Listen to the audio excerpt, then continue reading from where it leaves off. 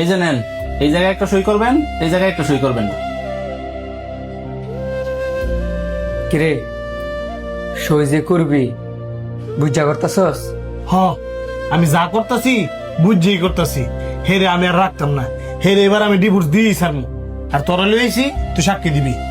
বন্ধুত্বের খাতিরে না হয় সাক্ষী দিলাম, কিন্তু আরেকবার চিন্তা করে দেখ, তোর কিন্তু একটা মেয়ে আছে। আমার মেয়ে আছে তাতে কি? আমার মেয়ে আমার কাছে লয়ে পড়মু। তোর মেয়ের মার তো 2 বছর, আর তুই তার মার কাছে থেকে তারে আলাদা করে দিবি? তার কি মা দরকার না? আমার মেয়ের যদি মা দরকার হয়, প্রয়োজন হইলে নতুন আরেকটা বিয়ে কইরা নতুন মাইনা দিমু, তারপরে হেরে রাখতাম না। ডিভোর্স তাইলে তুই দিয়ে দিবি? ডিভোর্স দেওয়ার আগে তাইলে আমার কটা কথা শোন, যে কথাগুলো আমি আজ পর্যন্ত কারো কাছে কই নাই। তোর আবার কি কথা ক? তুই যদি তোর বউরে ডিভোর্স দিয়া তোর মায়ের লেগে যদি আরেকটা মানুষ, তোর কি মনে হয় তোর এই নতুন বউ কি তোর মায়ের ওই মার মতো আদর করতে পারবো? অবশ্যই না।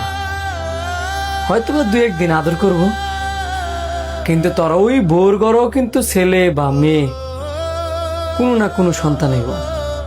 পরে পরে তোর মাইয়ের কি হইব? শোন, কোনো মেয়ে ওই নিজের সন্তান রাখিয়া সতীনের সন্তানরে নিজের সন্তানের মতো আদর যত্ন করে না। বন্ধু, তুই তোর বিষয়ে কি কথা কইতে নিছিলি হেডা ক। হেরে আর সাফাই গাইস না, কারণ হে অনেক খারাপ। আর প্রয়োজন হলে আমি বিয়ে করতাম না। আমার মায়ের আমি মা, আমি বাপ। আগে তো আমার কথাগুলো শুনবি। তাড়াতাড়ি ক। তুই মা তুই বাপ, যদি এরকমটা হইতো তাহলে আল্লাহ পাক তোরে ওই রকম ভাবে সৃষ্টি করতো। তুই তোর মায়ের যতই আদর করস না কি লিখা, তার মারও বাপ তুই কোনো দিন পূরণ করতে পারতি না। তেমনি তোর বউ তোর মায়ের যতই আদর করুক না কি লিখা, তার বাবারও বাপ তোর বউ জীবনও পূরণ করতে পারত না। একটা সন্তানের বাবা যেমন প্রয়োজন, মাও তেমন প্রয়োজন।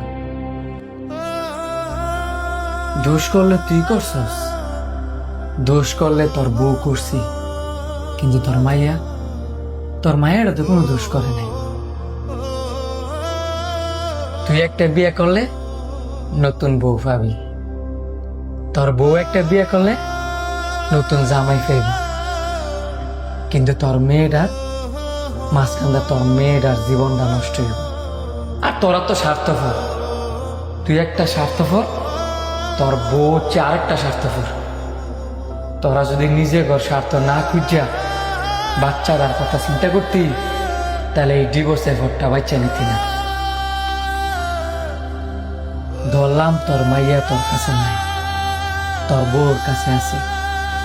তোর বউ তো বিয়া করব, তোর বউর নতুন জামাই তোর মাইয়ার যখন মাইনা নিত না, তখন তোর মাইয়ার কি হইব? এতিমের মতো নানির বাড়ি বড় হইব। মা থাইকেও মার আদর পাইতো না, বাপ থাইকেও বাপের আদর পাইতো না। আর এতিম হইয়া একটা সন্তান বড় হওয়া কত যে কষ্ট, ওইটা আমি জানি। ওইটা যদি তোরা জানতি, তাহলে আমার মনে হয় না তোরা এই ডিভোর্সের চিন্তা ভাবনা মাথায় নিতি। এই যে তোরা বাচ্চাটার সাথে অন্যায় করতেছস, এই অন্যায়ের শাস্তি তখন হারে হারে ভোগ করা লাগবে। তুই ডিভোর্স দিতে আমার কোনো আপত্তি ছিল না, যদি কিনা তোরা সিঙ্গেল থাকতি, তখন জীবনে কোনো বাচ্চা না থাকতো। তোর ডিভোর্স দেওয়ার অধিকার আছে, কিন্তু একটা বাচ্চার জীবন নষ্ট করার তখন কোনো অধিকার নাই। তুই তোর বউর দোষ ধরস, আর তোর বউ তোর দোষ ধরে। এই যে দুজনের দোষগুলা ধরস, এই দোষ না ধরিয়া একজন আরেকজনের যদি মানায় নিতি, তাহলে তখন জীবনে কোনো ঝামেলাই থাকতো না। আর এই ডিভোর্সের পর তখন বাচ্চা নেওয়া লাগতো না। তাইলে বন্ধু এখন আমি আর কি করব? কি করবি মানে? আগে তুই নিজে ভালো হ। দেখবি তোর বউ এমনি এমনি ভালো হইবে। আপনার বন্ধু এতক্ষণ যা কইছে সবগুলো কথা সঠিক কইছে। ডিভোর্স দেওয়ার আগে একবার না 1000 বার চিন্তা করা উচিত। শয়তান সবচেয়ে বেশি খুশি কখন হয় জানেন? যখন সে জানতে পারে যে একটা স্বামী স্ত্রীর সংসার ভেঙে গেছে। আর এই সেম কথাটা যখন আল্লাহ পাক শুনে, তখন আল্লাহ পাকের আরশটা কাঁপা ওঠে।